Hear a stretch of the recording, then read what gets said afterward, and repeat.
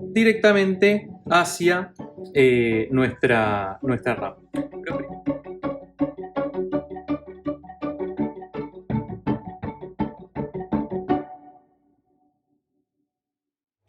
Bueno, ¿cómo están? En este video vamos a conectar una memoria RAM, acá la podemos observar, es una 6C622256, tanto a nuestra maqueta con el 6510 como a nuestra maqueta con el 6502.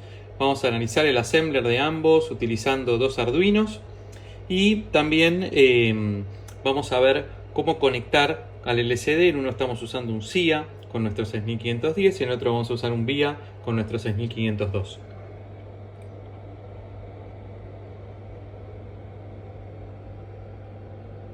Van a ver cómo realizar todas las conexiones y cómo realizar toda la codificación en assembler para poder funcionar. Bueno, vamos a hacer ahora el análisis de la memoria static RAM que estamos conectando. Nosotros estamos usando una memoria de la marca Alliance. Está basada en las memorias Hitachi que se utilizan, uno los ve muchas veces en los videos de Beniter. La denominación común es 62256. ¿Por qué 256? Porque bueno, básicamente tiene 256 kbits. Están organizados en palabras de 8 bits, con lo cual lo que nos va a dar es una memoria en la cual tenemos 32K.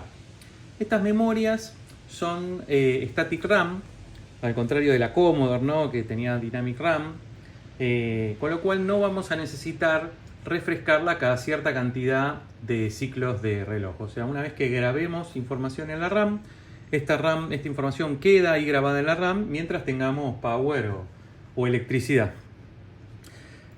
Tienen un pinout un poco particular que lo elegimos porque es el mismo pinout que teníamos en nuestra ROM. Si buscamos la EEPROM con la cual estamos trabajando, vamos a ver que tenemos un pinout exactamente igual, no solo muy similar, donde está el chip de address, el chip de direccionamiento y el de output enable, y cada uno de los pines se corresponden los pines de la RAM con los pines de nuestra EEPROM.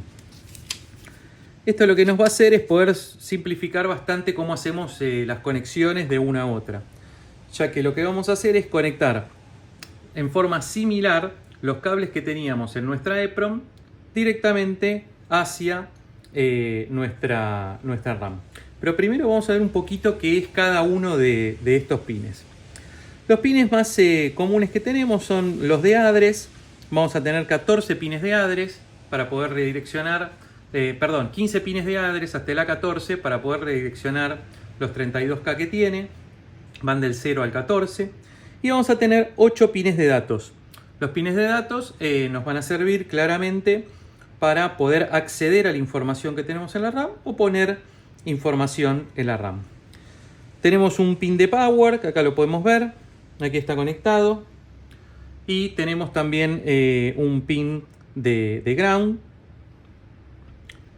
Y hay 3 pines que van a ser los que nos van a ayudar a controlar cómo es que funciona la escritura y la lectura en la RAM. Uno es el pin de Write Enable, que está conectado directamente al procesador. Cuando este pin es low, se empieza a realizar una escritura. Bueno, no es tan así. Vamos a ver cómo es que combinan los distintos pines, porque los 3 tienen que hacer una combinación específica. Después vamos a tener el Output Enable, que va a ser el que nos deje conectarnos al bus y poner datos en el bus. Y el de Chip Enable, que va a ser el que finalmente nos deje prender o no el chip. Y en base a eso va a ser que funcione todo el resto. Pero no es tan fácil como parece. Las memorias, a diferencia de otras características de distintos dispositivos que usamos, van a tener algo que se llama timing. Y vamos a hacer un análisis un poquito exhaustivo después que veamos cómo es el memory map que vamos a estar utilizando. Este es el memory map de nuestra computadora.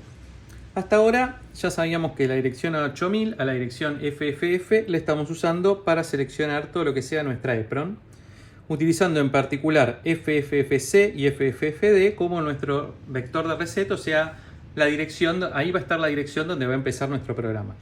También al haber configurado nuestro LCD, estamos conectando la dirección 6000 a 6000F como input-output. Para esto estamos usando tanto la conexión de la vía con el 6502 o una conexión con el CIA que estamos usando, el 6526, en el caso que estemos usando el 6510. Ahora vamos a usar una nueva parte de la memoria para usar como static RAM. Vamos a ir de 000 a 3FFF. Estos son 16K. Nosotros tenemos una RAM de 32K, pero como queremos dejarnos libres acá algunas direcciones para poder usar para I/O y algunas cosas más en el futuro, vamos a usar solo la parte de abajo de la RAM. La característica de este direccionamiento es que empiezan con 00. El 0000 es 00 al principio, todos después 0, y el 3FF es 00 en los dos primeros bits y después todos 1 a continuación. Al ser 00 los dos primeros bits, yo podría hacer que el bit A15 del procesador y el bit A14 del procesador me ayuden en este direccionamiento. Entonces podría llegar a ser unas conexiones de esta forma. Al yo conectarlo así, lo que estoy conectando es, por ejemplo, el pin de read-write del procesador al de write-enable de mi RAM, todos los pines de datos conectados uno a uno y todos los pines de direccionamiento conectados uno a uno, salvo el pin A15. Ahora, quiero probar algo un poquito distinto. Entonces, si yo dije que necesito de 3 pines, por ejemplo, el write enable, el output enable y el chip select para que esto funcione, quisiera ver cómo los voy a conectar. Yo podría usar este nivel de conexión. Como sé por mi memory map que voy a empezar con 00 todas las direcciones para poder dirigirme a mi RAM, entonces puedo hacer que cuando A15, el pin A15 sea 0, el primero de la dirección, se seleccione el pin de chip select. Y cuando el A14 sea 00, vaya al A14 para ayudarme con el direccionamiento, claramente, pero aparte que vaya al de output enable. Con lo cual la RAM pueda poner datos en el bus de datos. Acuérdense, una vez que seteamos el address bus, vamos adentro de la RAM, buscamos cuál es el contenido dentro de esa celda y la ponemos en el bus de datos. Depende cómo usemos el pin de write enable, vamos a estar escribiendo o solo leyendo de la RAM. Bueno, esto no es tan así. Como las RAM tienen algo que es un timing, porque básicamente cuando yo selecciono todos los address, no quiere decir que inmediatamente vaya a pasar lo que estoy haciendo. Va a tardar un tiempo la RAM en poder darme esa información. Lo mismo que el CPU tarda un tiempo en poner cuáles son los valores en cada uno de esos address. Esta variación que vamos a tener va a hacer que yo tenga que tener un poquito más de cuidado y no solo pensar en estas conexiones. Pero vamos a hacer un análisis del diagrama de tiempos, tanto de la memoria como del procesador, para poder estudiar cómo es que esto funciona eléctricamente. Y una memoria necesitan comunicarse, ya sea para hacer una lectura o para hacer una escritura, va a haber dos tiempos generales que van a tener que ser compatibles. Uno es el tiempo en que la memoria va a responder al pedido del procesador y otro es el tiempo que el procesador puede esperar. Para poder leer o escribir vamos a tener que hacer una combinación de 3 pines: el pin de write enable, el de output enable y el de chip enable. En el caso de una lectura, write enable va a estar en high y output enable y chip select o chip enable van a estar en low. Para poder hacer una escritura, los 3 deberían estar en low, pero eso lo vamos a ver más adelante. Para poder hacer una memoria, para poder hacer una lectura de la memoria, lo primero que el procesador tiene que hacer es poder poner el address de la posición de memoria que va a querer leer en el bus de direccionamiento donde está el dato que quiere leer. Esta dirección consiste en unos y ceros o highs y lows, y los pines que vamos a estar utilizando son los pines de A15 a A0. La memoria no tiene inmediatamente disponibles los datos elegidos, sino que va a tardar un rato en poder buscar ese dato y ponerlo en el bus de datos con sus 8 bits representados por los pines de D7 a D0.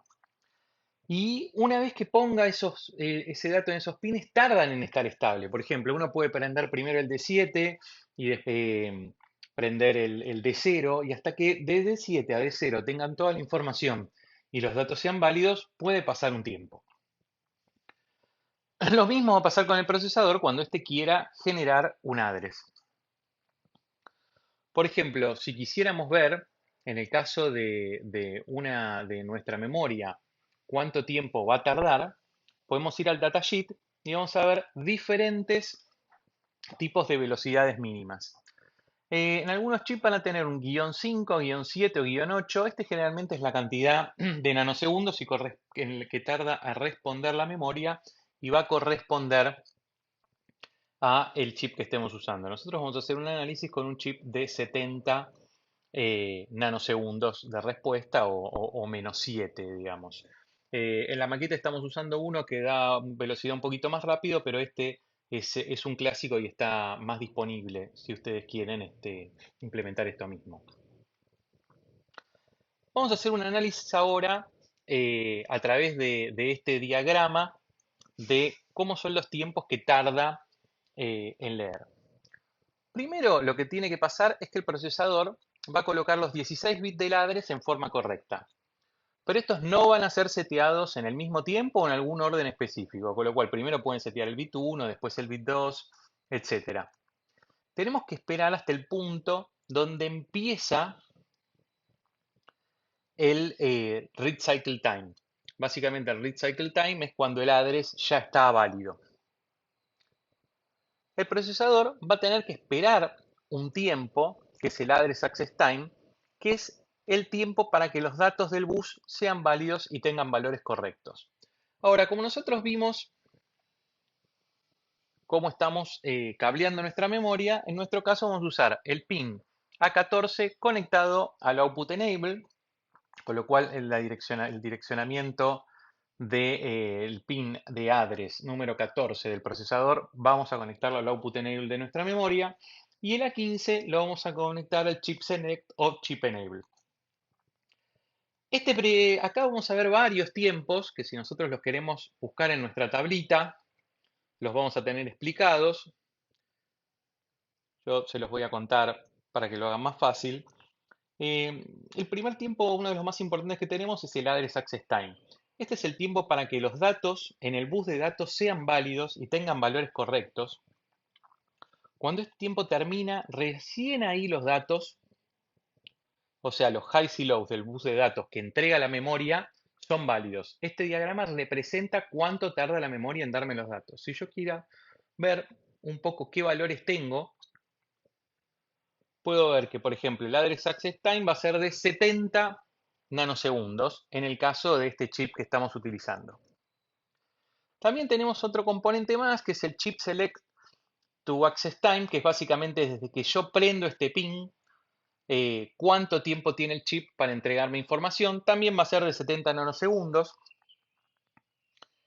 Y tenemos algo representativo para el pin de output enable, que va a ser de 40 nanosegundos. Con lo cual, si nosotros vemos cuál sería la memoria mínima que nos va a estar entre la velocidad máxima que tendríamos que esperar, o el tiempo máximo que tendríamos que esperar para esta memoria, sería de 70 nanosegundos. ¿De dónde saqué estos valores? Voy al datasheet del procesador, y acá puedo ver que para cualquier chip de la familia HB62256B, si termina en -7, el tiempo máximo de address de access time va a ser de 70, vamos a buscar el A, nanosegundos. O sea, no voy a esperar más que 70 nanosegundos. Podemos ver el tiempo de chip select, también va a ser de 70 nanosegundos. y podemos ver que el tiempo de output enable va a ser de 40 nanosegundos, o sea, desde que se prende el chip de output enable a que el output es válido. Esto es lo que reflejamos en nuestro diagrama. Hay otro tiempo que también es bastante importante, que se llama el output hold time. El output hold time es una vez que dejan de ser válidos la información que está representando los adres, el adres, digamos, en los pines de adres, cuánto tiempo va la memoria sostener la información eh, válida. Esto nos fijamos que es de 5 nanosegundos. Si yo viera la información, va a tardar entonces 70 nanosegundos en una vez que el adres está válido por el procesador en darme datos válidos. Estos dos pueden pasar simultáneamente, 70 y 40, con lo cual me quedo con los 70 y voy a tenerlo hasta 5 nanosegundos extra. Una vez que esta información deja de ser válida. Este valor de por cuánto tiempo está válida no lo tenemos, lo va a mantener, lo va a manejar el procesador. Ahora, una buena pregunta es ver cómo sabemos si el procesador puede verdaderamente esperar 70 nanosegundos una vez que puso la dirección como address válida. Para lo cual vamos a estudiar el diagrama de tiempos del procesador. Este diagrama es el diagrama hecho por Western Design Center para su versión del 6502. La velocidad de cada uno de estos intervalos que vamos a estar viendo acá, que representan diferentes cosas, vamos a estudiar cuál es cada una, va a depender de a la velocidad que estemos corriendo nuestro procesador. Y la velocidad máxima a la cual puede correr el procesador va a depender principalmente de cuánto sea el voltaje que le estemos dando al procesador. Va a poder estar en 14 MHz con 5 volts o va a estar en 2 MHz en 1,8. De acá vamos a estar sacando algunos de los valores mínimos mínimos y máximos que vamos a estar utilizando para poder configurar nuestro procesador. Ahora bien, este máximo de 14 MHz en realidad lo vamos a interpretar como si fuera un solo MHz. Para interpretarlo como un megahertz, primero tenemos que hablar de dos tiempos principales. El primer tiempo que nos interesa saber es el ciclo completo del reloj, el reloj Fi2. Este está representado en dos partes distintas. Uno es el ancho del pulso cuando está low, o cuando representa 0, y el ancho de pulso cuando está high. Al usar un reloj de 1 MHz vamos a tener 1000 nanosegundos en total para poder ver cuánto es mi ancho del valor. Vamos a empezar en 0 nanosegundos, la primera mitad van a ser 500 nanosegundos y al final vamos a llegar a los 1000 nanosegundos. El mínimo de tiempo de estos intervalos podría ser 35 nanosegundos cada uno.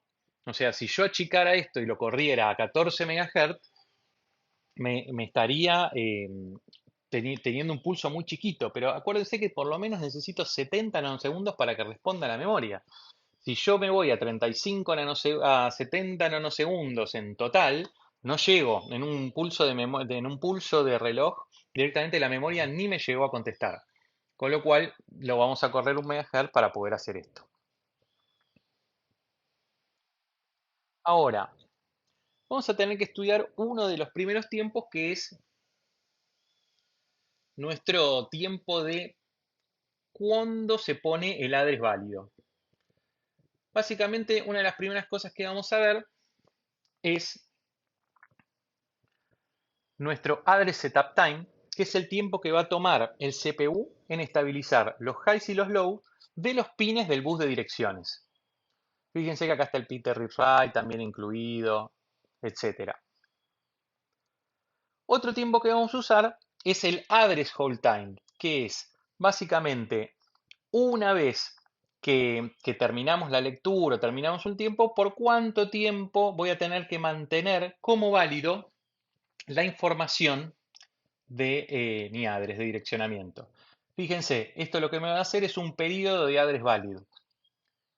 Si yo quisiera ver de cuándo a cuándo va este periodo de address valid, yo podría ver que acá estoy empezando por lo menos en los 30 milisegundos. 30, perdón, nanosegundos. Y terminando en 1000 nanosegundos más 10, en unos 1010 nanosegundos. Una vez que tengo el address puesto, voy a tener que ver cómo recibo esos datos. Con lo cual, lo que quiero ver es cómo van a tardar, cuál va a ser el tiempo que tarden los datos en el bus de datos en ser válidos. Para eso también voy a tener varios tiempos distintos. Uno, por ejemplo, es el data setup time, que es cuánto tardan en estabilizarse los highs y los lows del bus de datos, a lo cual el procesador me está pidiendo que por lo menos sean 10 nanosegundos antes de tener una lectura válida. Y también me va a decir el data hold time. El data hold time me va a decir que por lo menos se mantengan durante 10 nanosegundos después de empezar a cambiar la dirección de address valid. Ahora, ¿cuándo es que termina el, el- el- el tiempo de setup de los datas? Básicamente va a terminar desde el falling edge, o sea, cuando baja de high a low el ciclo de reloj. Y ahí es cuando va a ocurrir la lectura, en este momento.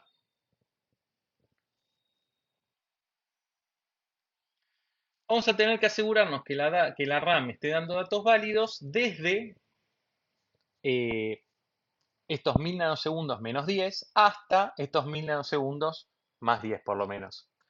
Con lo cual, que de 0 a, digamos, unos 30 nanosegundos aproximadamente, vamos a tardar en colocar los datos. Y después vamos a ver los datos del address bus y que el bus empiece a tener una address válida. Y vamos a ver que por lo menos necesitamos que los datos sean válidos en 990 nanosegundos, o sea, 10 nanosegundos antes del 1000. Esto lo que nos está dando son 960 nanosegundos para poder poner datos válidos en el bus. Si nosotros vemos cuánto tardaba nuestra memoria tardaba 70 nanosegundos. Podemos esperar 960 nanosegundos, con lo cual tenemos un montón de tiempo libre para poder esperar a tener los datos en el bus. Una vez que tengamos los datos válidos, aunque acá se lea, acuérdense que vamos a tener un extra de tiempo para poder medir y capturar algún dato extra. Esta es la forma en la cual vamos a hacer una lectura. Ahora, vayamos a fijarnos cómo es la forma en la cual vamos a poder hacer una escritura. Veamos ahora este nuevo diagrama para poder explicar cómo vamos a hacer una escritura. Este es un diagrama de tiempos de nuestra memoria. Nos va a decir cómo va a responder nuestra memoria. Hay algunos datos que vamos a tener que ir configurando, pero lo primero que vamos a ver es cómo están conectados los pines. Fíjense que la memoria va a asumir que output enable, o sea, conectado a nuestro en el address bus al pin 14, va a ser low y va a estar fijo en low todo el tiempo. Y para poder analizar cuándo es que va a ser una escritura, vamos a ir a las notas de nuestra memoria cuando se encuentra haciendo una escritura. Si nosotros vamos al datasheet, vamos a ver que la escritura ocurre cuando chip select y bright enable están ambos en low. Y va a empezar a escribirse cuando chip select vaya low o right enable vaya low. Ni bien el último de los dos vayan a low. Los dos se necesitan que vayan en low. Por ejemplo, si va primero chip select, entonces va a ser cuando right enable vaya low.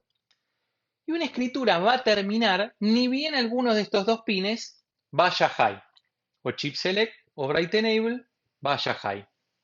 Bueno, ahora vamos a tener un pequeño problema porque yo no puedo asegurar cuándo el procesador va a poner estos pines, el de read write o el de chip select, en high o en low.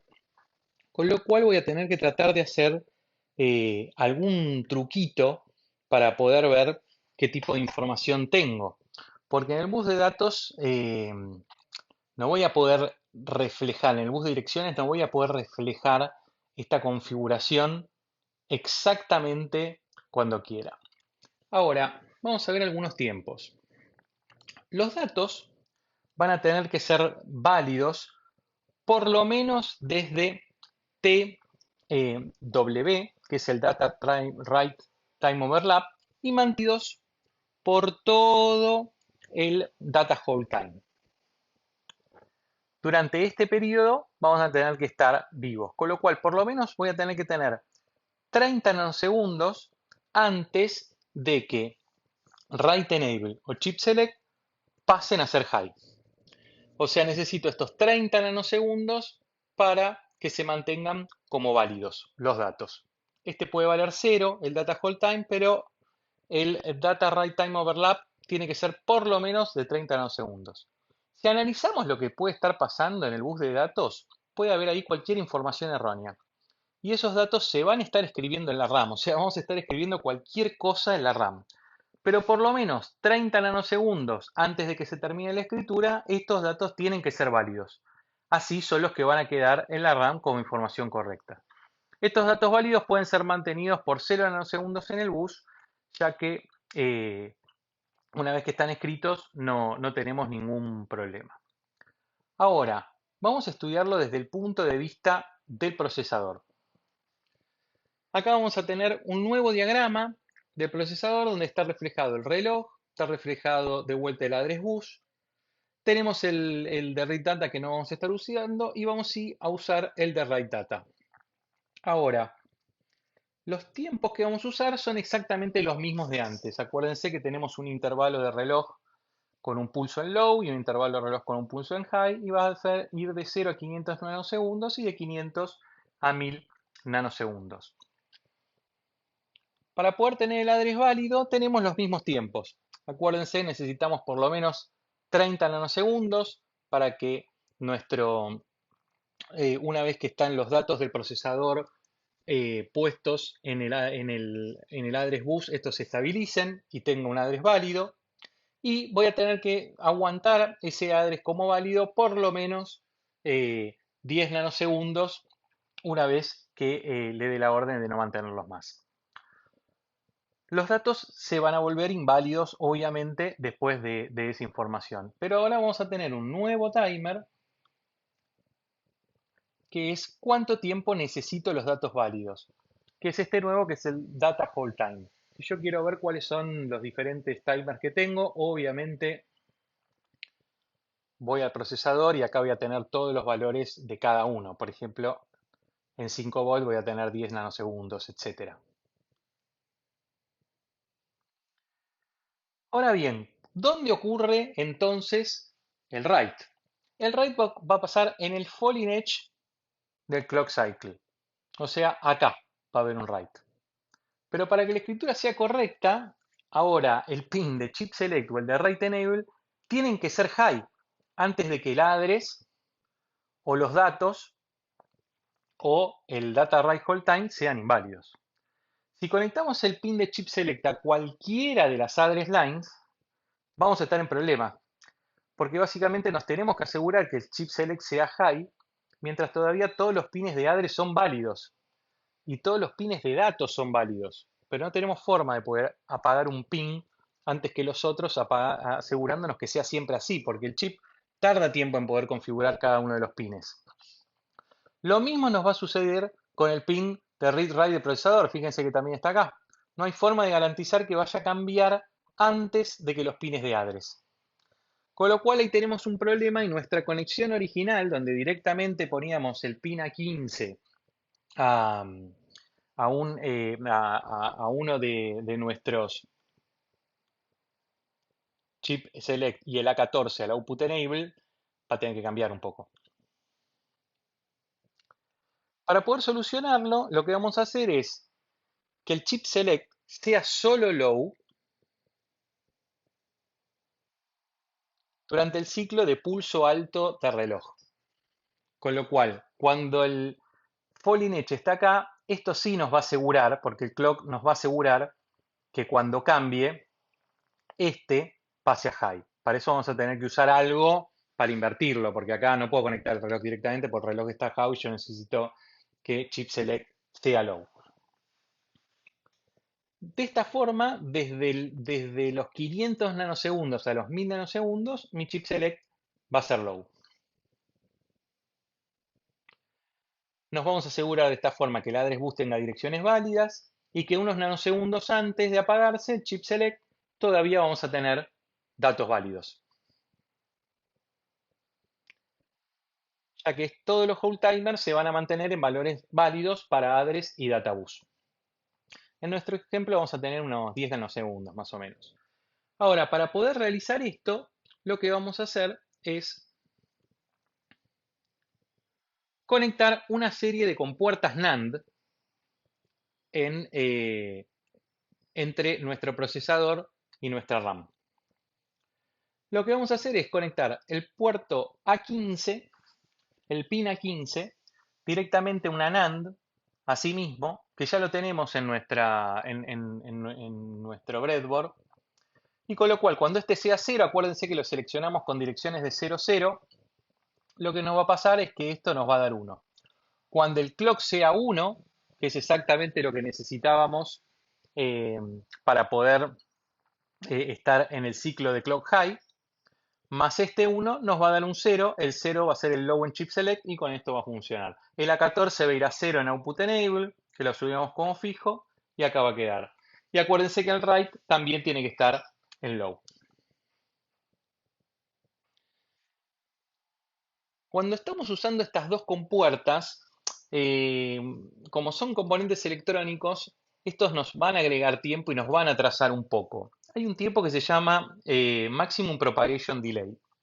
En el caso de las compuertas que estamos usando, de chip NAND que usamos, es de 25 nanosegundos cada una.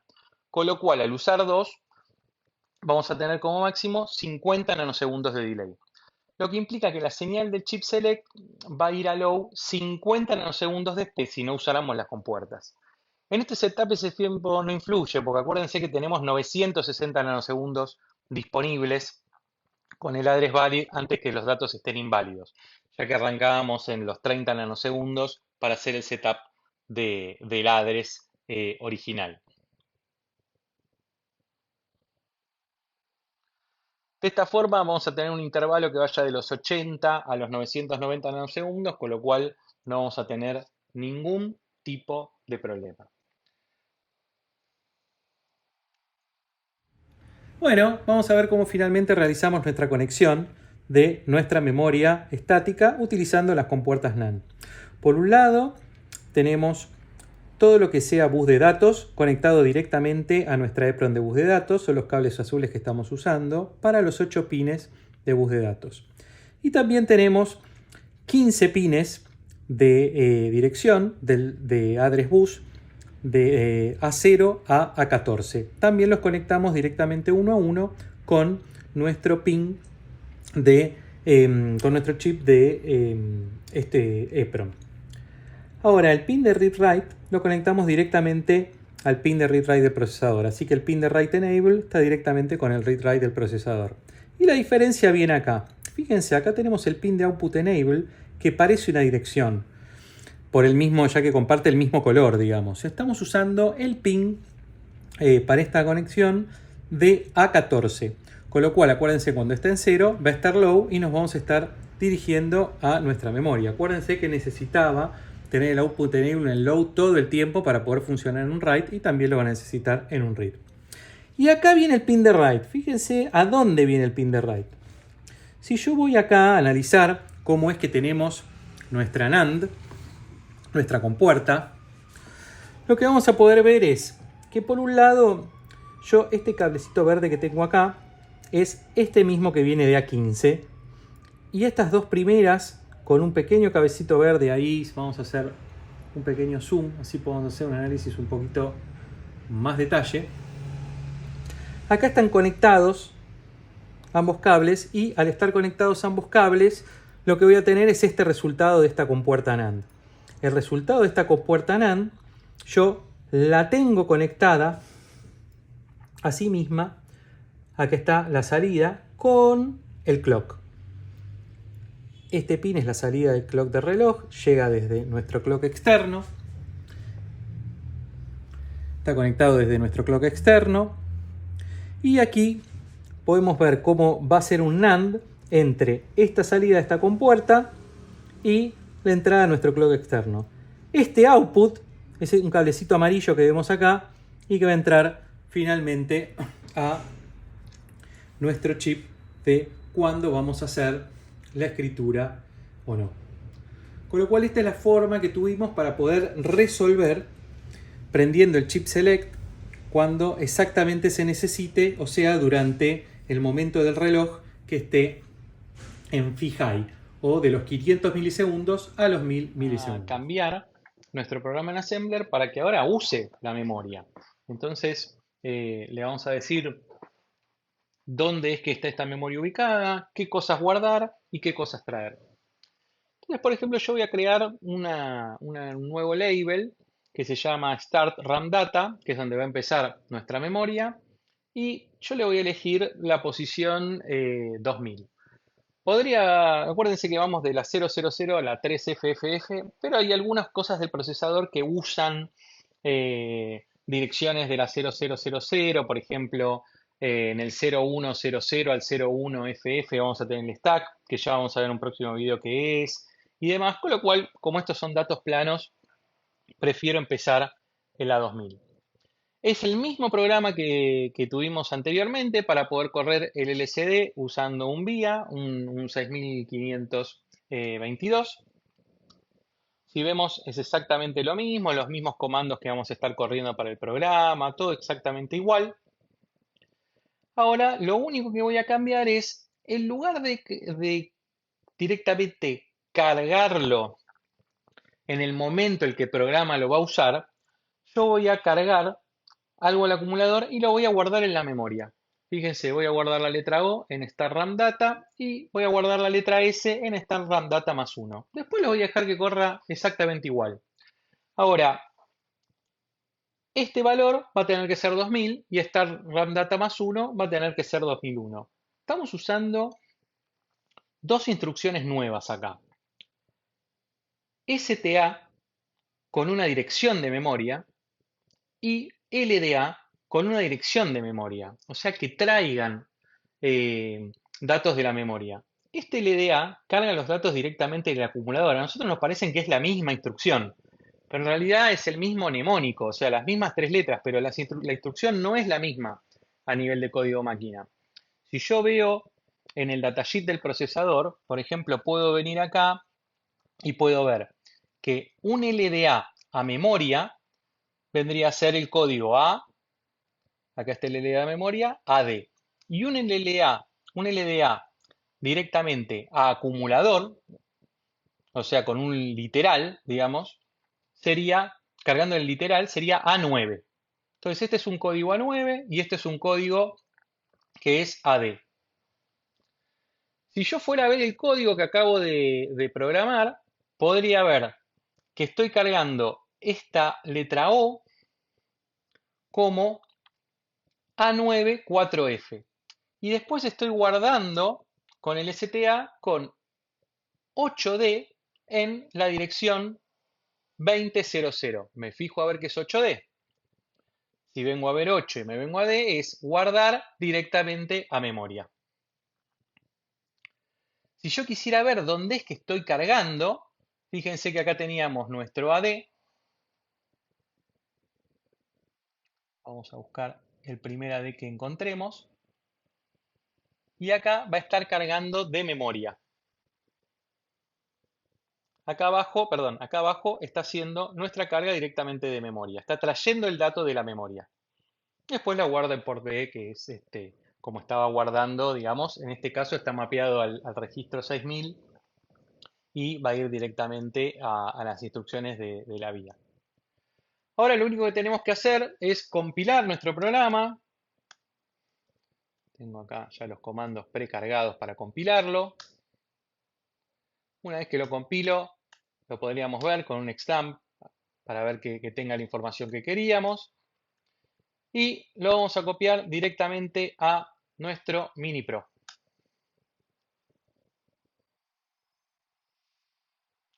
Listo. Bueno, llegó el momento de probarlo. Le di power. Vamos a hacerle power nuevamente. Ahí lo conectamos.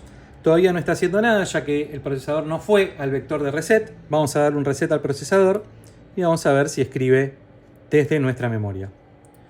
Vamos a acordarnos que los dos primeros caracteres los va a estar sacando de la memoria, la O mayúscula y la S minúscula. El resto funciona como de costumbre.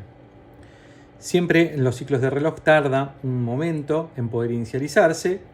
A veces vamos a necesitar que la memoria se mueva a una velocidad específica y no vaya segundo por segundo. Para esto yo lo que puedo hacer es acelerar el clock. Y fíjense, acá tengo el nivel de información que necesitaba. Acuérdense que las dos primeras letras las leímos directamente de la memoria. Y acuérdense que lo compilamos y lo grabamos en una EEPROM, pero vamos a fijarnos qué generó eso.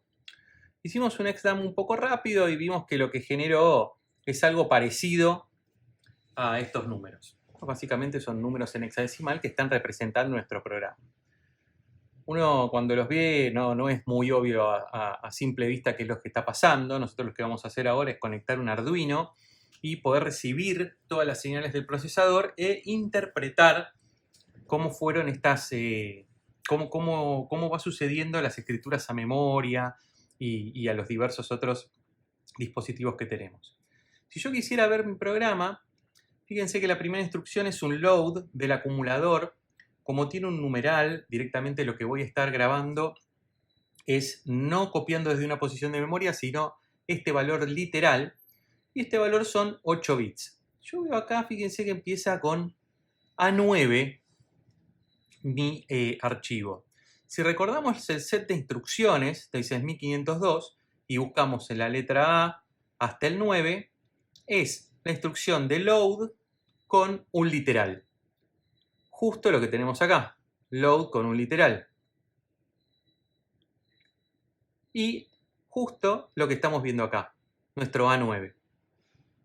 Con lo cual, esta es exactamente la instrucción que estamos viendo, más FF, que representa 8 bits en 1. La próxima instrucción o las próximas letras que veríamos, fíjense que es 8D. Si yo veo 8D, busco el 8 y voy hasta la D, voy a ver que es almacenar desde el acumulador a una posición de memoria. ¿Qué es lo que está pasando acá? Esta es la instrucción STA. Ahora, si yo quisiera ver la instrucción STA al registro DDRB, la posición de memoria parece que es la 0260. Ahora, tenemos que recordar que el procesador 6502 y el 6510 usan una denominación de orden de bytes que se llama little endian.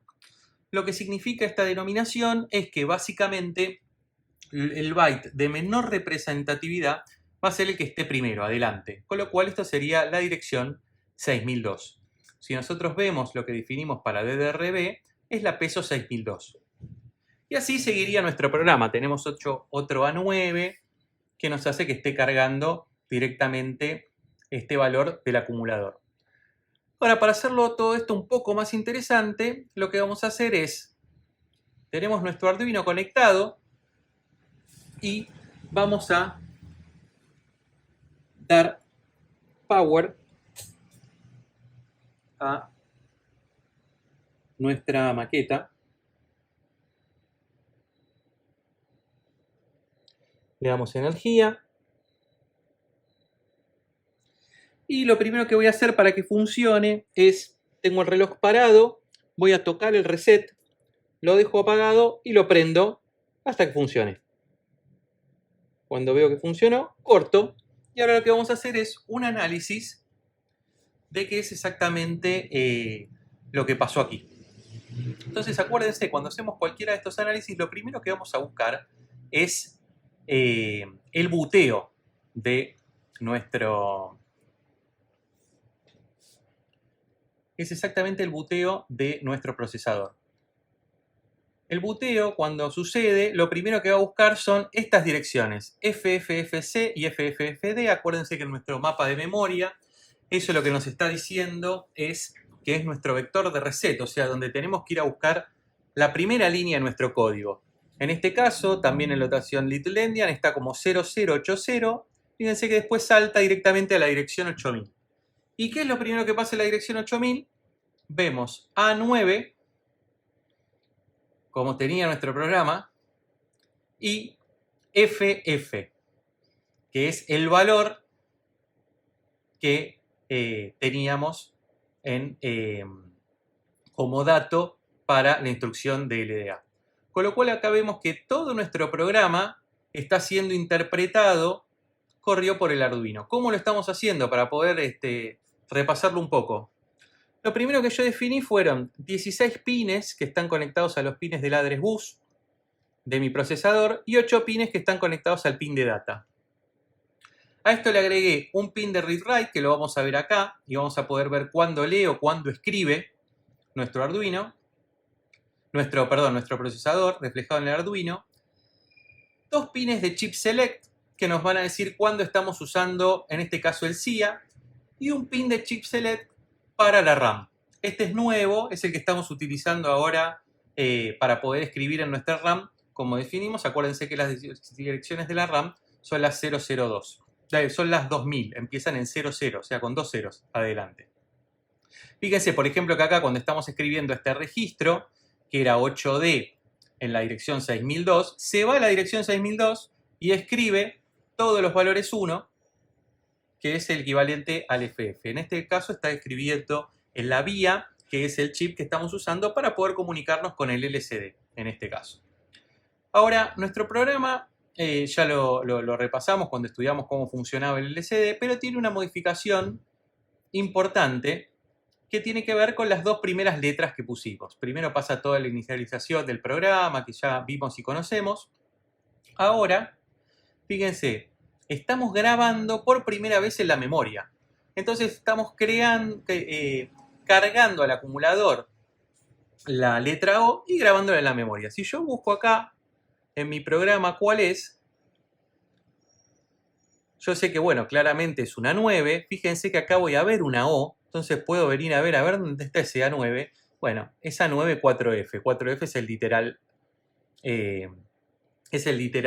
de la letra O.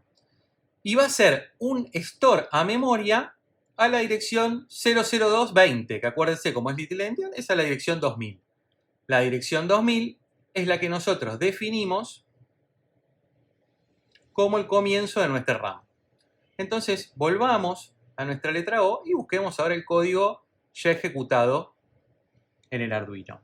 Tenemos mucho código acá para pasar, con lo cual vamos a buscar hasta que encontremos ese load de 4F.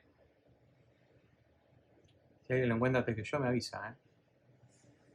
Entonces acá fíjense, llegamos al LDA, al load de 4F. Una vez que lo cargamos, vamos a decirle que lo grabe en la RAM. Y fíjense que ahora vamos a tener un write. En 0 va a estar nuestra RAM para que nuestro chip select esté prendido. La CIA no está prendida, por eso queda en 1.1. Y fíjense que nosotros vamos a grabar en la dirección 2000 este valor 4F. Luego yo voy a cargar el valor 73. El valor 73 es la S minúscula. Y lo mismo, la voy a grabar en la dirección 2001. Esto es lo distinto que hicimos. Acá vemos el write. Ahora, otra cosa que cambió es que ahora vamos a hacer el load de la primera letra desde memoria.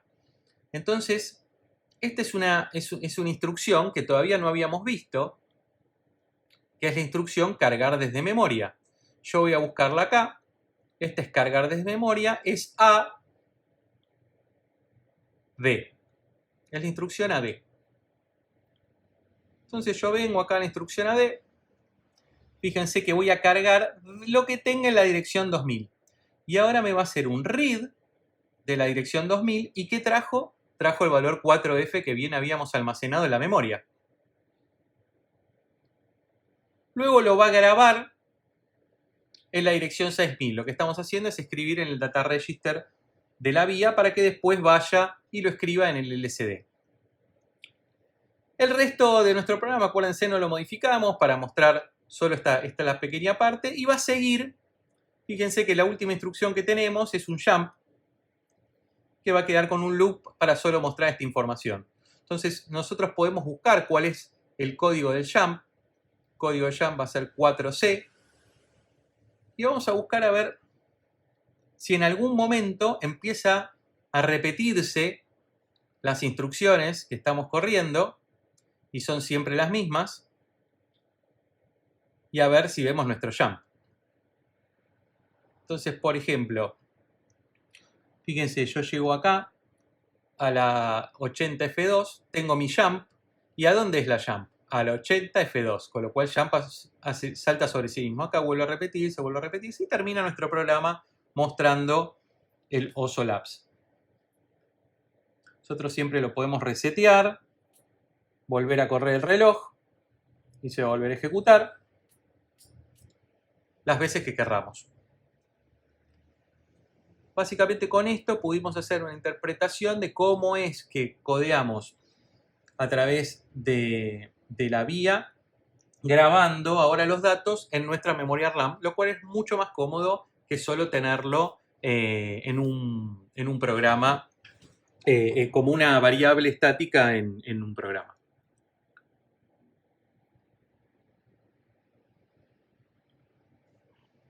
El diagrama de tiempos de un 6510, que no es lo mismo que un 6502, acuérdense, estamos hablando de procesadores. En nuestro caso estamos viendo uno que se fabricó en la semana 13 de 1986, con lo cual ahora estamos en el año 2024. Tenemos casi unos 40 añitos utilizando este procesador y la velocidad no va a ser la misma que los más modernos. Entonces, lo mejor que podemos hacer primero es ir al datasheet. Nosotros estamos usando esta versión específica de 6510 y en el datasheet vamos a tener unos diagramas que vamos a tener todos los diagramas de timing interno. Cómo funciona el reloj, cuáles son las dos partes que tienen los pulsos, cuánto es el voltaje de cada pulso, cuánto tarda en hacerse ladres, en cuánto se va a hacer un read, en cuánto se va a hacer un write.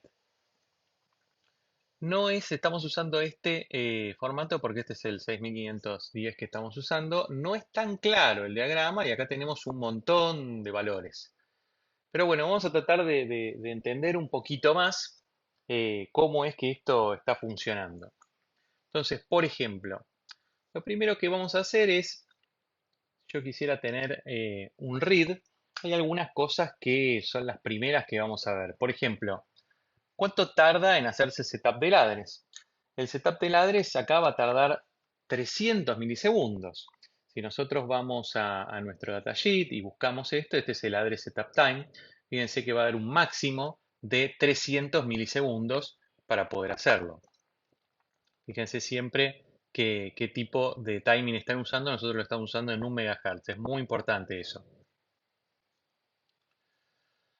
Luego vamos a tener algunos valores, por ejemplo, cuánto tarda la memoria en poder leerlo. Básicamente son 575 nanosegundos. Luego el dato se va a mantener más o menos estable durante 10 nanosegundos.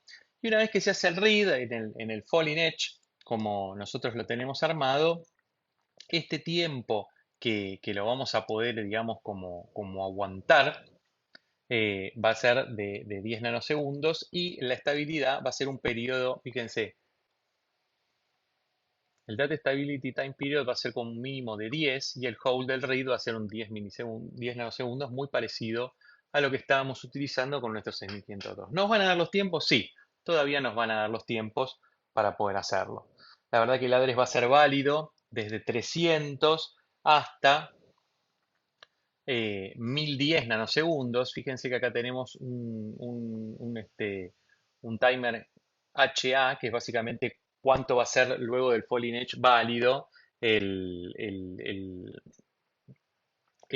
address, que es básicamente por 10 nanosegundos más nos lo van a mantener. Busquémoslo acá. eh, y típicamente va a estar por 30 nanosegundos. Si nosotros quisiéramos ver cómo es un write, va a ser muy parecido al read.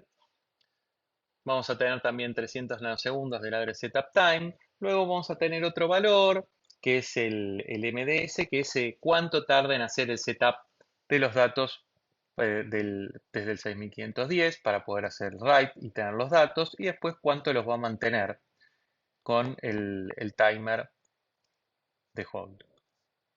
Básicamente funciona, sí, funciona, pero bueno, es muy importante tener en cuenta que cada chip que probemos y cada combinación de chips que probemos, los timings van a ser distintos y es muy importante estudiarlos para poder ver si va a funcionar o no. Y si en algún momento algo deja de funcionar, quizá cuando estamos agregando más chips en el medio, estamos agregando delays en la lógica y por eso nos está dejando de funcionar todo nuestro setup. Con lo cual hay que tener muy en cuenta cómo es el timing de nuestro circuito.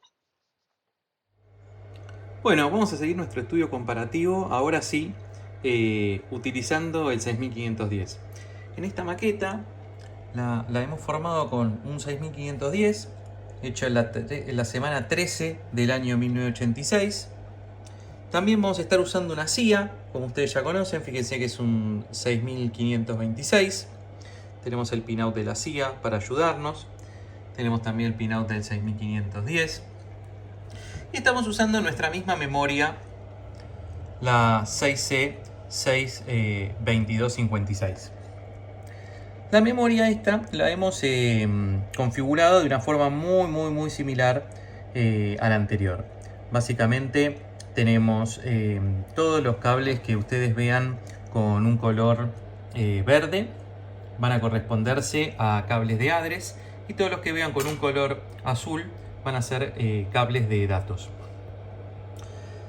Acuérdense que el pinout que estábamos usando es igual al pinout de la EPROM. Esto nos facilita mucho conectarlas entre las dos.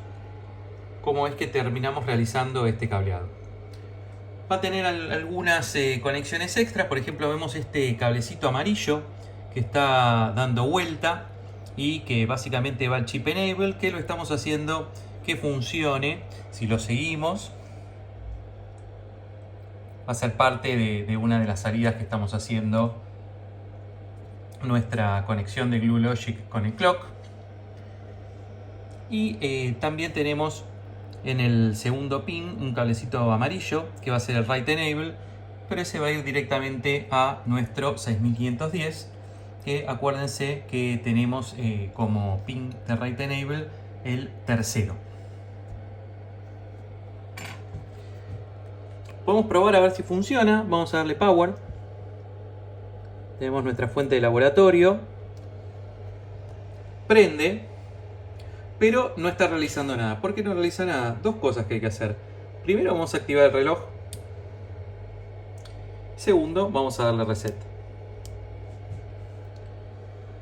Dicen que sé que ahí funcionó perfectamente. Vamos a darle nuevamente reset.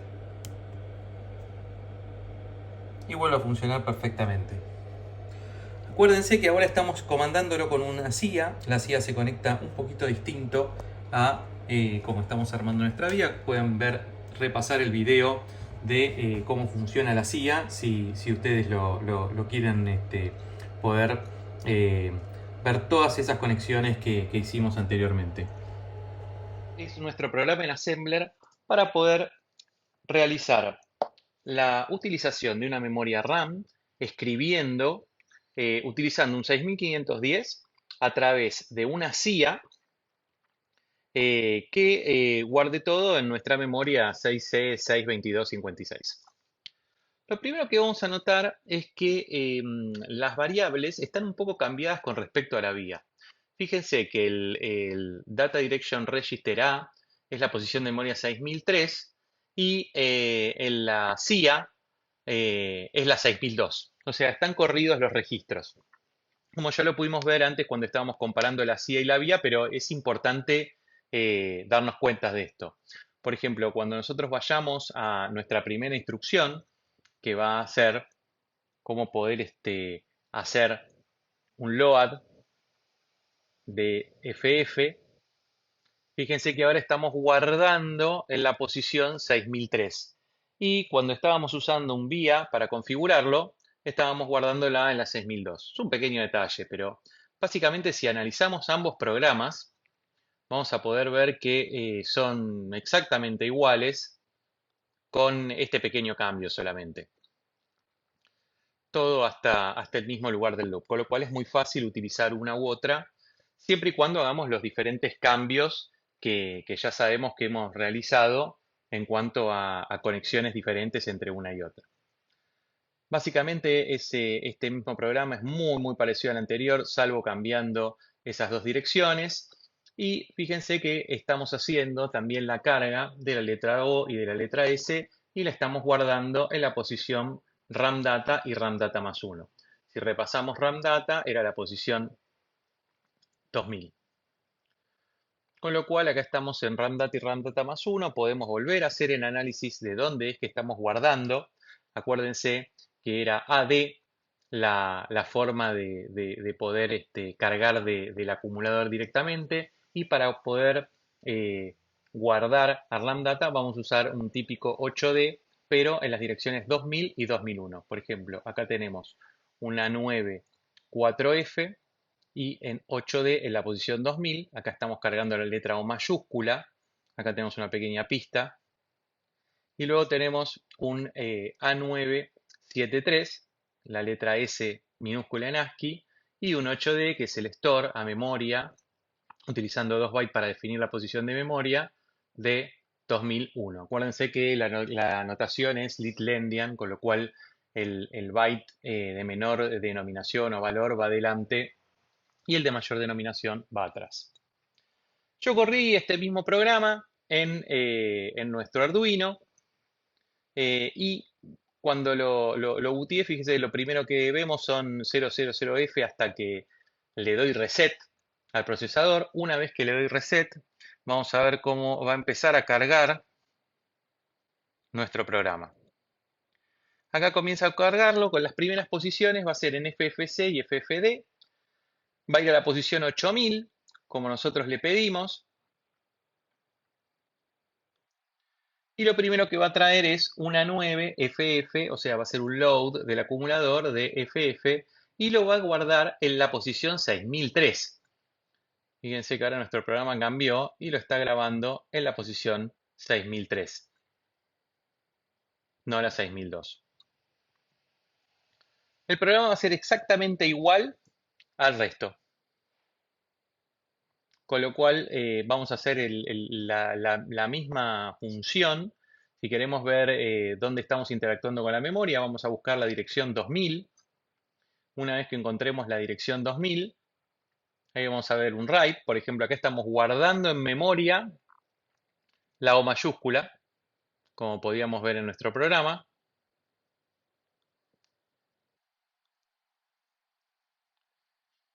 Y acá vamos a cargar la S minúscula y la vamos a guardar acá en la posición 2001. Acá está guardando estos bytes en esta posición. Luego los vamos a querer cargar. Entonces acá vamos a hacer el primer read de la O mayúscula. Fíjense, la instrucción AD es un load, pero utilizando la dirección de memoria completa. Estamos cargando desde la 2000. Vamos a cargar que hay en la posición 2000. Hace un read y va a encontrar 4F. 4F se corresponde a la O mayúscula, como bien hemos visto. Luego va a guardar en distintas posiciones de memoria y hacer un write. Fíjense en esta parte, está haciendo un write para que la CIA le pase los datos al LCD. Va a seguir trabajando y en un momento va a ir a buscar en la posición 2001. Fíjense acá una D, un load al acumulador desde una posición de memoria, en este caso la 2001, a la S minúscula. Con esto podemos ver que es bastante fácil poder hacer nuestra programación de tanto de una CIA o de una vía utilizando una RAM. Y es mucho, mucho más práctica por la cantidad de datos que podríamos poner ahí. Podríamos hasta hacer que otros programas escribieran en esa RAM y nuestro programa leyera directamente de ahí. Y esto sería algo mucho, mucho más interesante. Vamos a ver en futuros videos cómo es que el procesador utiliza la RAM hasta para hacer sus propias tareas. Una de las cosas para lo que las utiliza, que es muy importante, es usarlo como el stack. El stack es un lugar donde se va a poder escribir el procesador pequeños datos a memoria y lo van a ayudar, por ejemplo, a poder volver desde sus rutinas, si quisiéramos.